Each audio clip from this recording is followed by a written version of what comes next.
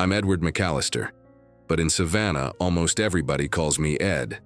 That afternoon, with pink balloons shivering in the still air on Jones Street, I was parked in a cane chair, trying to find the joke in the baby shower mini cupcakes. Deirdre's house, the mother of my son's bride, smelled like vanilla candles and a kind of ambition that takes no as an insult. In the corner, a chalkboard, baby heart roar, with a little lion, because Ryan loved lions when he was a boy. I was there for him, for the little girl who didn't have a name yet, and because Margaret's people always said that at a party you smile first and breathe later. Deirdre tapped her glass with a fingernail, and even the ones who shouldn't went quiet. I saw the smoke before the fire. Friends and family, Ed's a granddad with a big heart, and we've already talked about how his savings will make sure our girl has everything. Nursery, nanny, down payment. After all, your savings are for my baby, aren't they, Ed? She said it looking at me like she was signing a contract for someone else.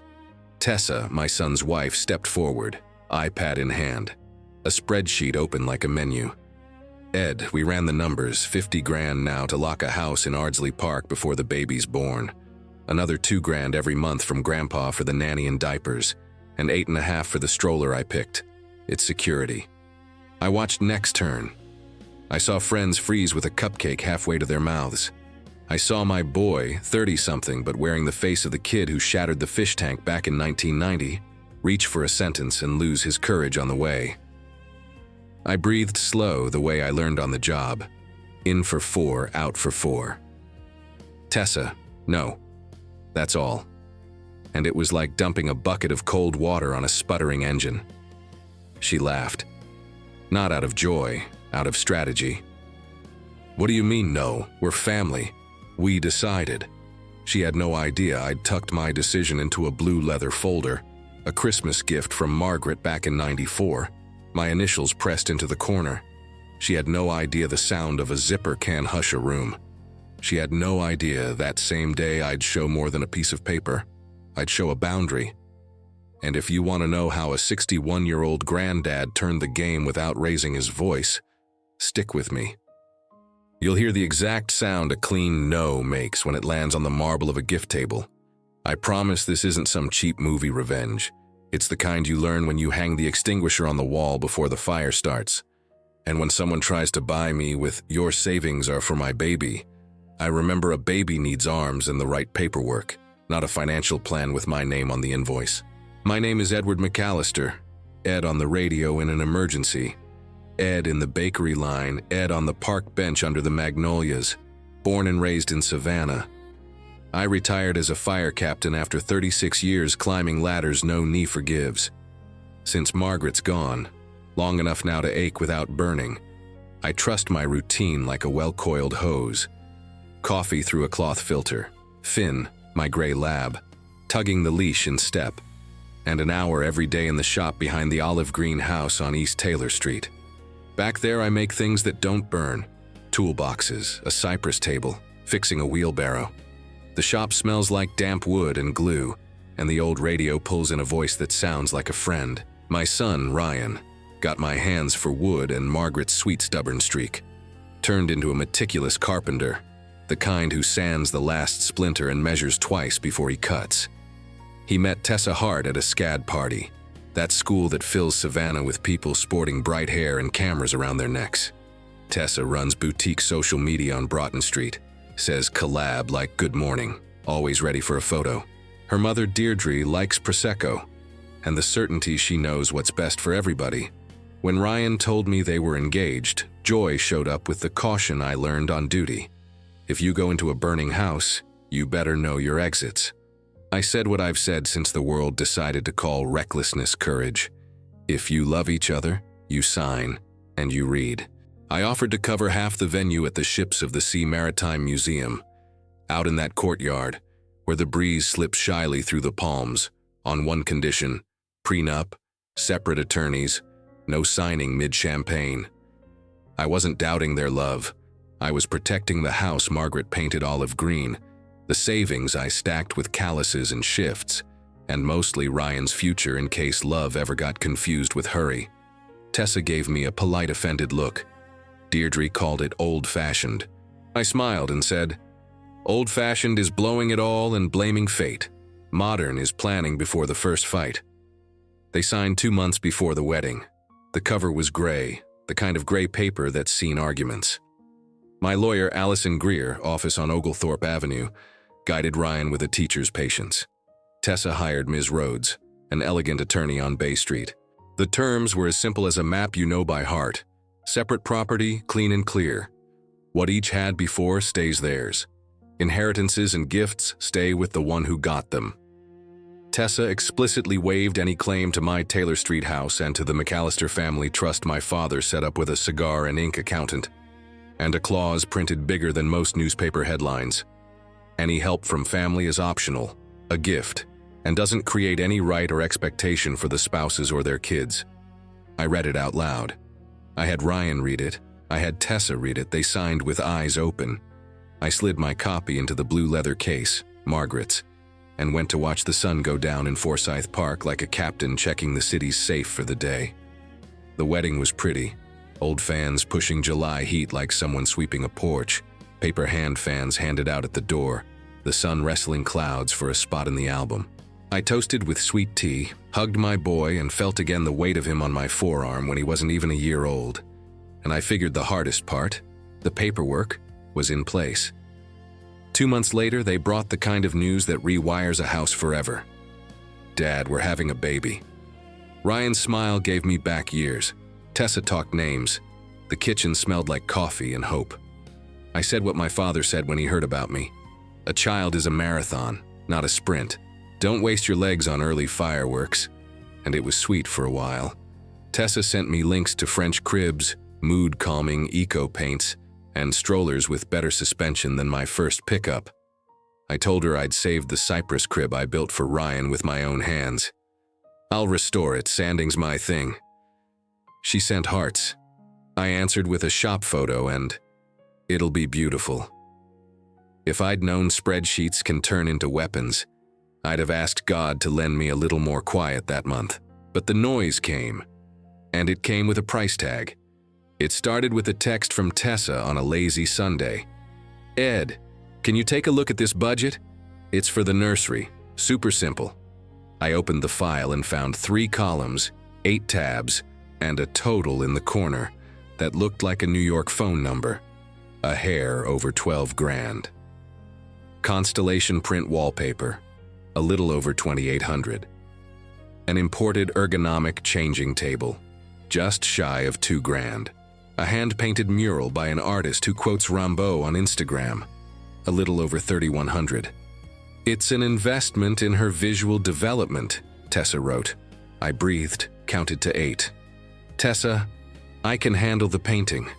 The mural too, if you want stars on a wall. I can even use mold-resistant paint. Let's keep our feet on the ground." She came back with, "Ha ha ha, Ed. You have to see it in person to get it." Then came the baby moon. 4 nights in Rosemary Beach to connect before the arrival. Total, just under 4,500.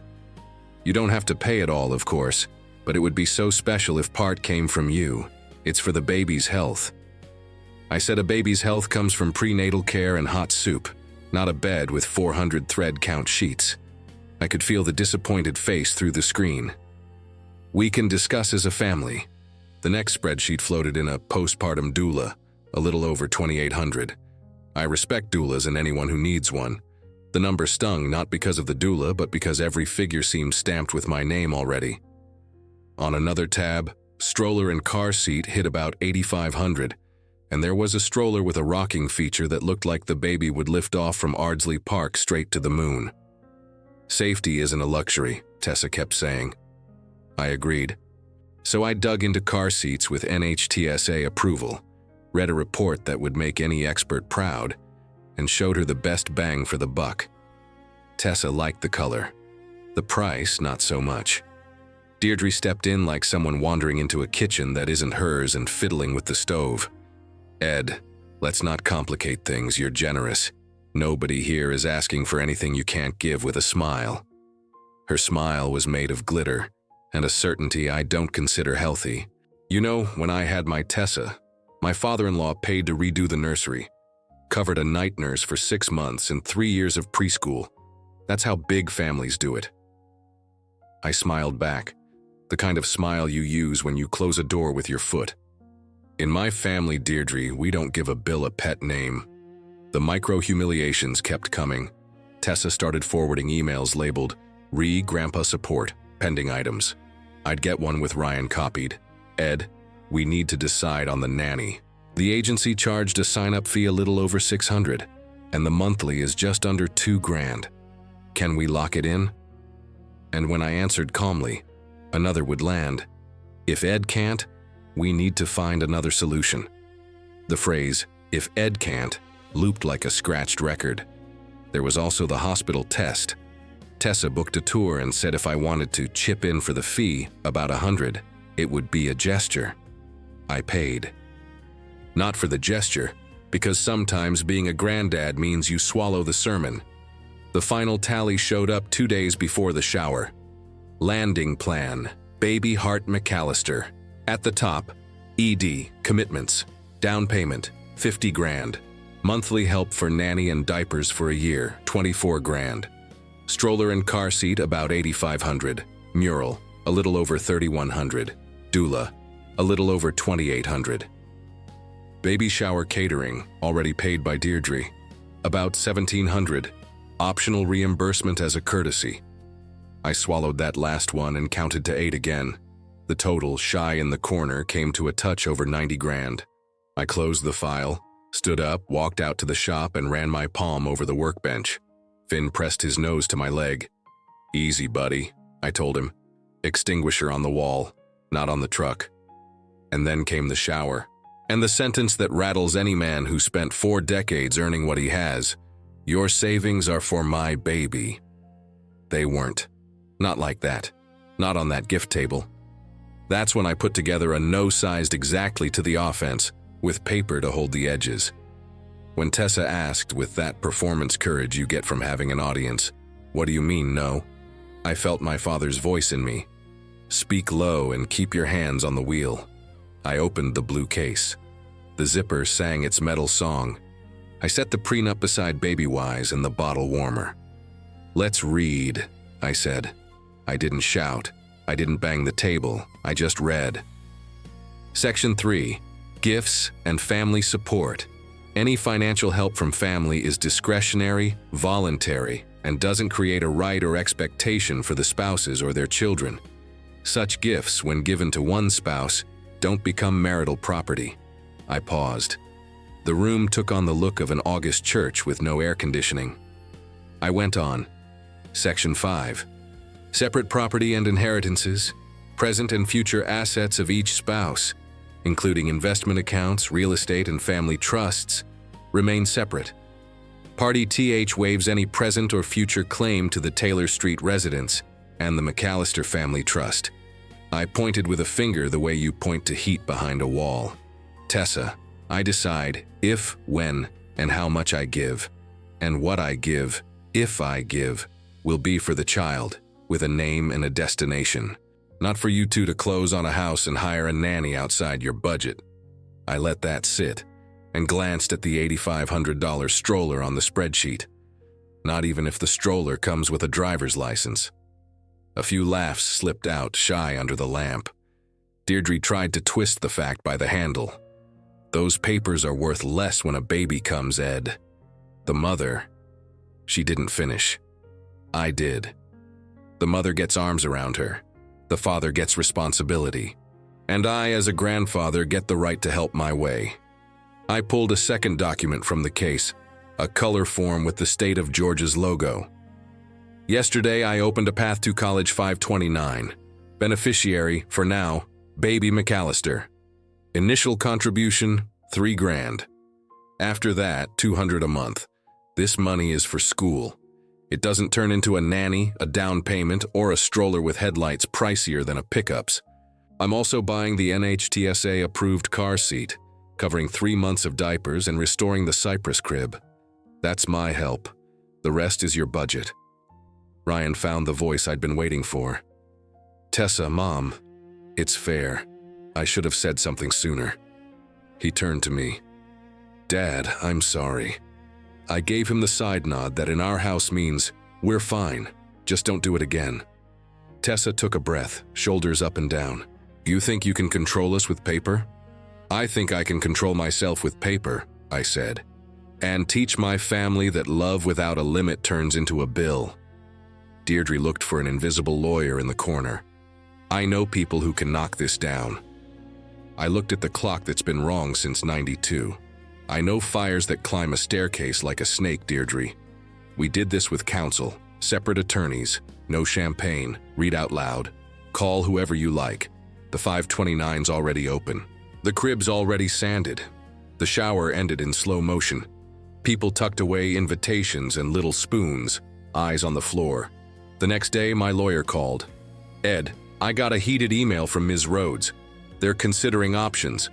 Want me to send a letter setting the terms and attaching the 529 receipt? Send it. And put 3 more things in writing. The car seat bought by me, 3 months of diapers on a delivery schedule, and the crib refurb. And write it plain. Help tied to specific purposes, not loose stacks of cash. 2 days later, we sat down in my office. It's a room with old maps of Savannah, the smell of books that have lived with people, and a clock that insists on being wrong since way back. Allison set the letter on the desk. Rhodes arrived smoothing her blazer cuff like she was straightening an argument. Tessa was calmer, though her jaw was still set. Ryan looked like a man who's been moving furniture since dawn and finally got to sit. Allison read the essentials. Rhodes understood faster than I expected. Tessa, take the deal. It's more real than the alternative. Tessa bit her lip. I'm scared. I said I knew fear up close and from a distance. When Ryan was born, I had a firefighter's paycheck, 24 on and 48 off, and more doubts than dollars. We made it. Rhodes nodded. And the 529 protects your daughter, even from you two. Tessa's eyes widened. What do you mean? It means if tomorrow someone shows up with a $9,000 flying stroller idea, the education money stays safe. It's the kind of protection a clear-headed grandfather gives. It seemed, but life likes to close a circle by opening another. A week later, someone sent me a column from Savannah Socialite, one of those gossip sites that live off cocktail photos and adjectives that don't match reality.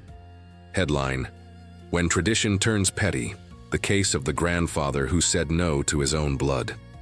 A photo of me at a department party years back. Sweet tea in hand, captioned like I was toasting to meanness. The piece said I refused to chip in the bare minimum for the baby's comfort, that I humiliated the mother at the shower, that I preferred investing in wood over people. The lines had the fingerprint of someone being fed, by someone with both the interest and the vocabulary to do it. At the end, a rhetorical wink. What kind of grandfather looks at his own baby and says no to a safe stroller? I took a long breath. The extinguisher rattled on the wall. No blog was going to knock me off balance. But there was a plan baked in, public shaming as a crowbar to pry me into backtracking. And there was also a city that knows me well enough to expect that if I answered, it would be with paper on the table, not name-calling in the comments. I spent 2 hours in the shop figuring out how to do this without turning Ryan's life into a talk show. The answer came from the same place as always. Hang the truth on the line so everyone can see it. No yelling, no wreckage. I invited both families for a simple Sunday cookout.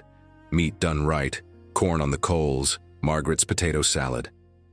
Bring an appetite, I said. I didn't mention the rest. That afternoon I strung a line across the porch and clipped up, with wooden clothespins, printed copies of what mattered.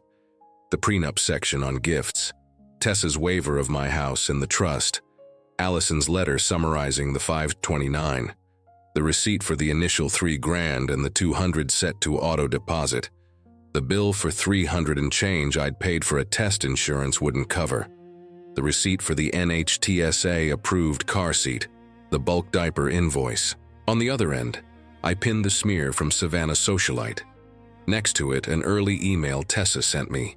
The landing plan, with the numbers that make anybody with sense wince.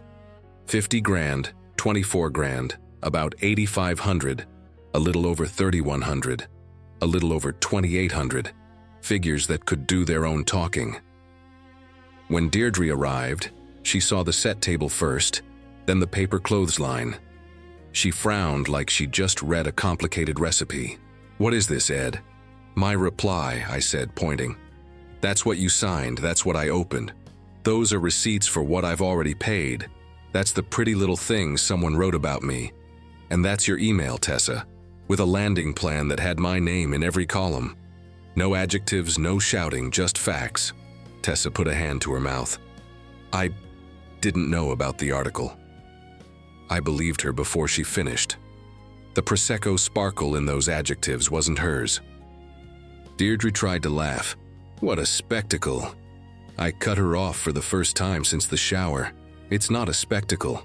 It's damage estimate and boundary record, and it's an invitation. You want to debate what a grandfather's love looks like? Let the whole city come by. I'll point paper by paper." People started reading. My neighbor on Taylor Street, old-timer, slow talker, scratched his head at the line that said, "Any assistance is discretionary." "Plain as day," he said.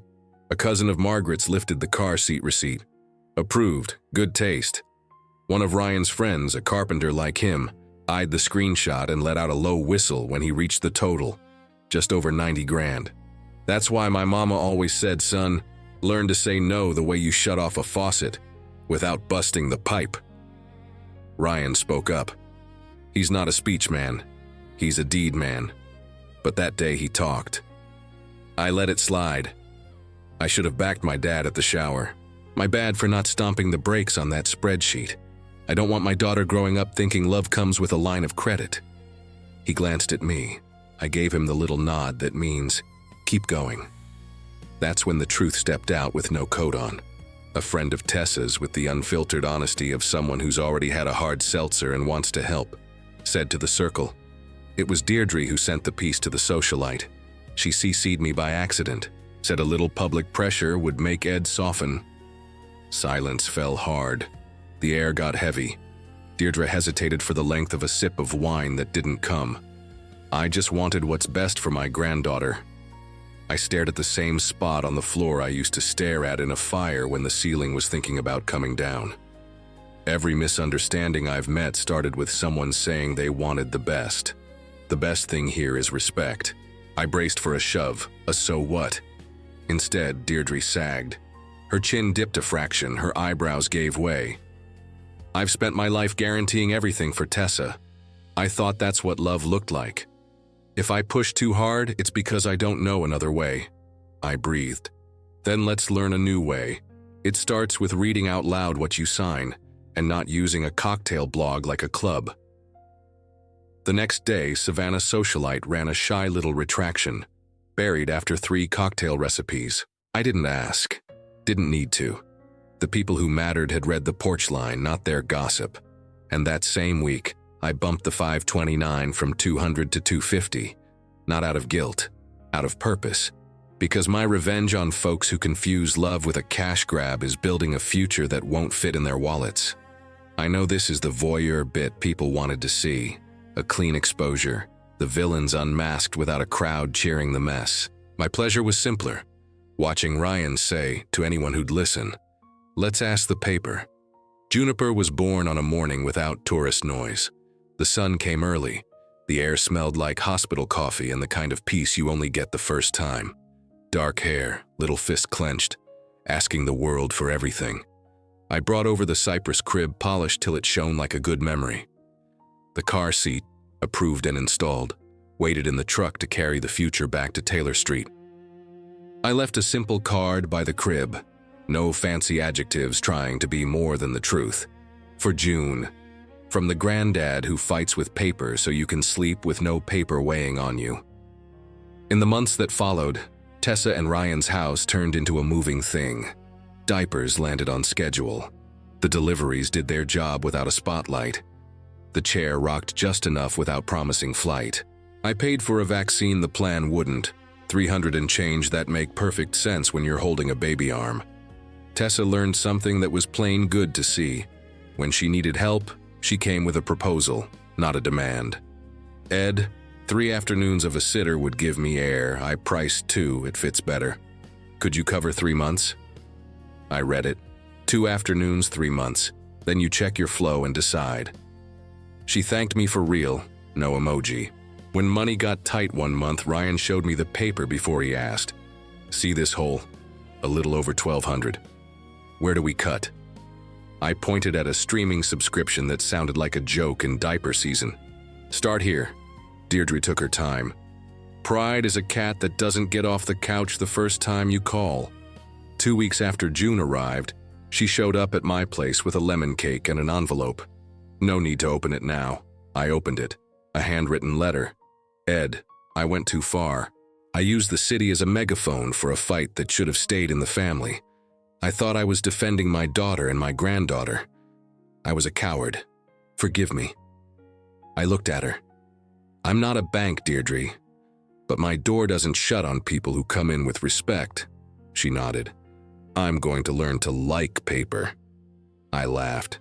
Start by accepting that not every piece of paper needs to be a check. The city kept rolling along like a postcard, a little worn at the edges. Tourists melting Leopold's ice cream on the steps. The slow streetcar along Bull Street, breezes shouldering the heat like they've got all day. Me and Finn kept our route. The shop got a new corner, a spot where June can nap when she comes to see her granddad. The crib there, the curtain Margaret sewed more than 20 years ago, and a quiet I've learned how to hear. One afternoon, Tessa leaned on the shop door with her daughter asleep in the sling. Thank you for doing it the right way. I slammed too many doors. I ran a hand over the bench top. Me too. Mine were on a fire engine. Sometimes you learn where the exit is before you need it. She smiled her own smile, no filter. When I said, your savings are for my baby, I was scared. I know. And now your savings are yours. Mine are mine. And our girl has what she needs in the right places. Arms, milk shots, and a piece of paper called the future. I like to repeat what works. On the Taylor Street fridge, I stuck, under a horseshoe magnet, a sheet of paper in black pen, next to the shopping list that always has bread, coffee, and a handful of 3/8 screws. No frame, no flourish. The voice reading this to you doesn't need to shout. It just needs to keep the pace of someone who knows a good story leads you by the hand. You ask for help with respect, not with a spreadsheet that already has someone else's name on it. I wrote, a prenup doesn't kill love, it kills confusion. Grandkids get arms, and if I choose, an account with their name on it. Not 1 cent to an ultimatum. I look at those lines every day before I head out with Finn, and I think of Margaret, how she used to say, love is a project, Ed. I answer under my breath, yep, and a project has a budget. When people ask me, on the street, at the market, at the bank, why I pulled out a prenup in the middle of a baby shower, I give a short laugh and say, because you don't install the extinguisher after the flames. And because in Savannah I learned that the sound of a zipper opening a leather case can do more work than any speech. It's the sound of a boundary. It's the sound of a no that protects more than it offends. It's the quiet revenge of a man called a stingy granddad in a cheap rag who answered by hanging the truth on his porch. If you've come this far, you know there aren't fireworks at the end.